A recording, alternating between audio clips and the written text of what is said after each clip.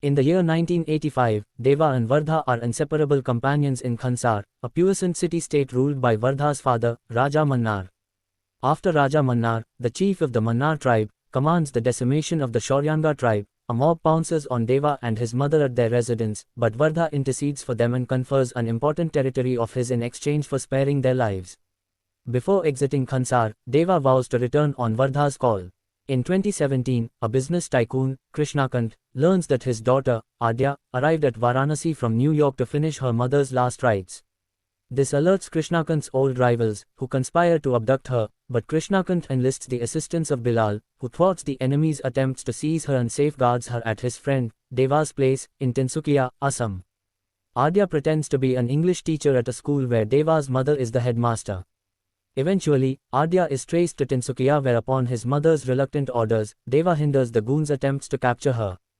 Dreading for Deva, Deva's mother plans to abscond with him, while Adya and Bilal are carried off in a convoy led by Rinda and one that is sealed with the mysterious emblem of Khansaar. Witnessing this, Deva's mother signals him to rescue Adya and Bilal.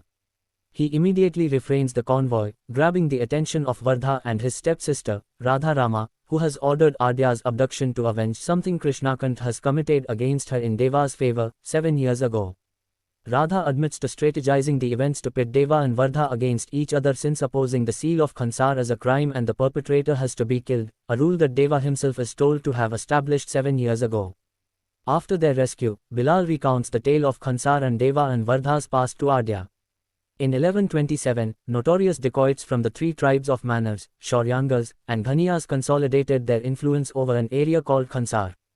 In the year 1947, after the Indian independence, Raja Mannar's father, Siva Mannar, the chieftain of the Mannar tribe, refused Khansaar to be a part of the country and governed by the Constitution of India. He signed a pact with the Indian government that retained Khansaar's autonomy and erased its existence from the map. He segregated Khansaar into 101 provinces and appointed governors to head them. In the hierarchy, above the governors were feudal lords, who were submissive to the king.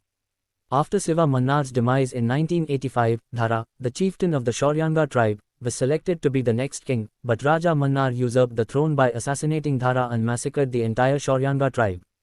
Subsequently, Raja Mannar recruited his close confidants and family as daughters to rule the city-state.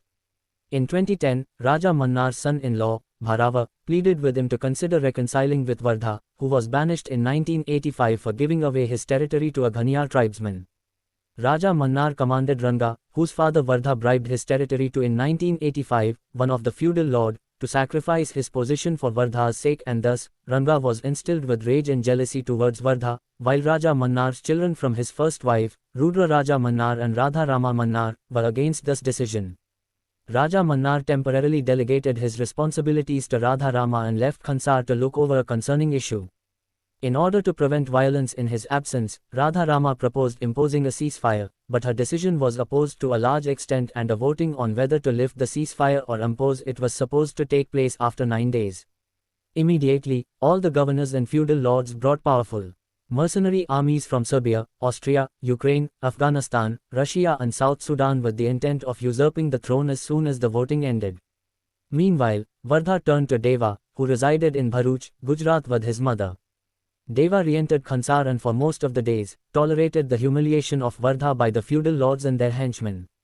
However, Deva eventually fought and murdered the son of Narang, one of the feudal lords, as he tried to rape a girl. Instigated by Bharava, Rudra pit Narang against Vardha and directed him to punish him during the trial, instead of Deva. During the trial, an infuriated Deva slaughtered and beheaded Narang for manhandling Vardha, after pleading with him not to do so, stunning all the witnesses. Vardha, Deva, and all of their associates including Vardha's younger brother, Bachi, aides Bilal and Rinda, and advisor, Gayakwar alias Baba, were all apprehended.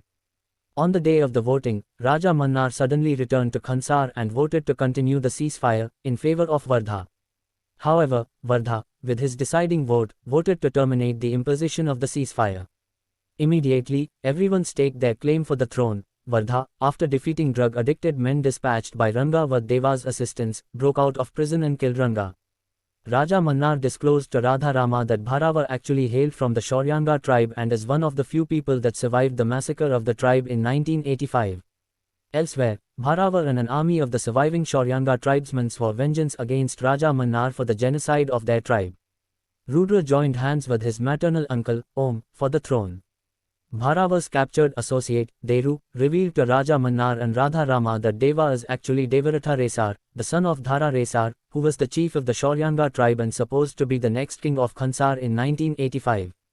Simultaneously, Vardha addressed Deva as his Salaar, just as his loyalists learned that he is a Shauryanga tribesman. The rest of the story will continue at the second chapter of this film, which is yet to be released.